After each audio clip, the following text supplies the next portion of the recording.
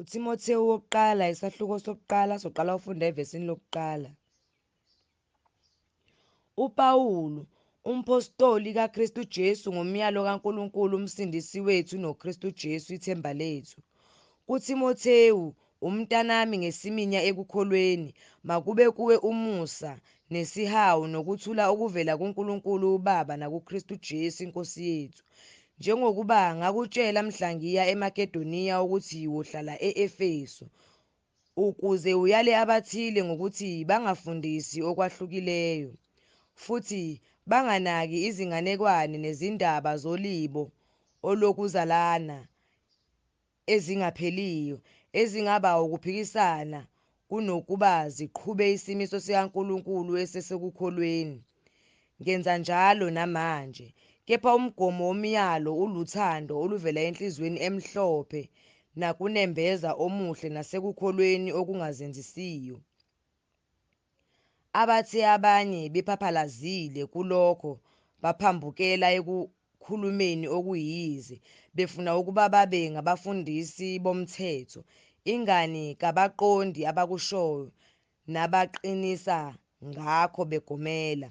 Siyazi kambe ukuthi umthetho muhle nxa umuntu ewusebenzisa ngokomthetho, ekwazi lokho ukuthi umthetho awumiselwe olungileyo, umiselwe abangenamthetho namahlongandlebe, abangamesabi uNkulunkulu, nabayizoni, abahlazisayo, nabadumazayo, nababulali bawonina, nababulala abantu, nezifebe, nabesilisa abalalanayo, nabathumba abantu, nabaqambimanga, nabafungela amanga, noma kungakhona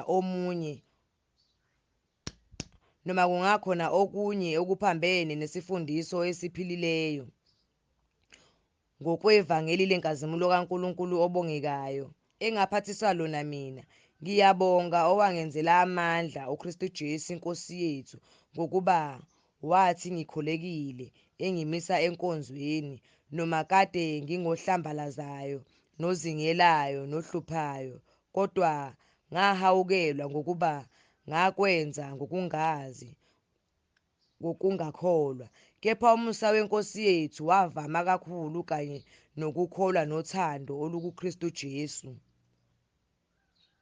Likholekile lelizwi, lifanele impela ukwamukelwa ukuthi uKristu Jesu weza ezweni ukusindisa izoni engingesikhulu kuzo, kepha ngahawukelwa ngalokhu ukuze uJesu Kristu abonakalise kimi engingesikhulu konke ukubekezela kwakhe, ngibe yisibonelo kwabasazokukholwa nguye baze babe nokuphila okuphakade. Kuyo iNkosi yaphakade engabhubhiyo, enganakubonwa, uNkulunkulu yedwa, makube ludumo nenkazimulo kuze kube phakade naphakade. Amen. Lo myalo nguthwesa wena mntanami Timothewu ngeziprofetho ezandulelayo ngawe, ukuze ulwe ukulwa okuhle ngazo, unokukholwa nonembeza omuhle, okuthe abanye bekulahlile bafelwa umkhumbi wokukholwa, abakubona oHimenewu no-Aleksandru engibanikele kuSathane ukuze balaywe ukuba bangahlambalazi. uTimothewu wokuqala isahluko sesibili soqala ufunda evesini lokuqala.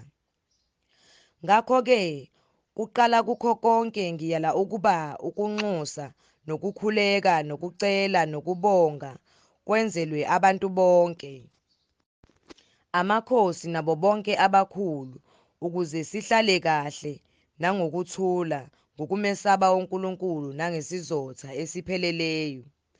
Lokhu kuhle kuyabongeka emehlweni kaNkulunkulu umsindisi wethu, othanda ukuba abantu bonke basindiswe, bafinyelele ekulazini iqiniso, ngokuba munye uNkulunkulu, munye nomlamuleli phakathi kukaNkulunkulu nabantu, umuntu uKristu Jesu, owazinikela abe yinhlawulo yabo bonke, kube ngubufakazi besikhathi esiyiso. engamiselwa khona mina ukuba ngibe ngummemezeli nomphostoli. Ngikhuluma iqiniso, angiqambi amanga. Yebo, umfundisi wabezizwe ekukholweni naseqinisweni. Ngalokho ngithanda ukuba amadoda akhuleke ezindaweni zonke, ephakamisa izandla ezingcwele, engenalulaka nokuphikisana. Ngokunjalo nabesifazane mabagqoke izingubo ezifaneleyo, bazihlobise ngokuhlonipha nokuqonda, kungabi ngezinwele ezalukiweyo, nangegolide, nangamaparele, nangezambatho ezinemali eningi, kepha njengokufanele abesifazane abashoyo ukuthi besaba uNkulunkulu bahlobe ngemisebenzi emihle. Owesifazane makafunde ukuthula nokuthobeka konke, kepha angimvumeli owesifazane ukuba afundise nokuba abuse phezu kwendoda, kodwa makazithulele. Ngokuba u-Adamu wabunjwa kuqala, emva kwalokho u-Eva, futhi u-Adamu kakhohliswanga, kepha owesifazane wathi ekhohlisiwe waphambuka. Kepha uyakusindiswa ngokuzala abantwana uma behlala ekukholweni nasothandweni nasebungcweleni kanye nokuqonda. uTimothewu wokuqala isahluko sesithathu soqala ukufunda evesini lokuqala. Likholekile lelizwi elithi uma umuntu efisa isikhundla sombonisi unxanele umsebenzi omuhle. Ngakho umbonisi umelwe abe ngongasolekiyo, indoda emfazi munye, abe ngozikhuzayo, oqondileyo, oziphatha ngokufaneleyo, ongenisa izihambi, onesu lokufundisa, ongesilo ichwele lewayini, ongesiso isilwi, kepha omnene, ongaxabaniyo, onganxaneli mali, ophatha kahle indlu yakhe, abantwana bakhe bamthobela ngenhlonipho yonke. Kepha uma umuntu engakwazi ukuphatha owakhe umuzi, engaliphatha kanjani ibandla likaNkulunkulu na? Angabi ngosanda kukholwa, funa ngokukhukhumala ayele ekulahlweni kukaSathane.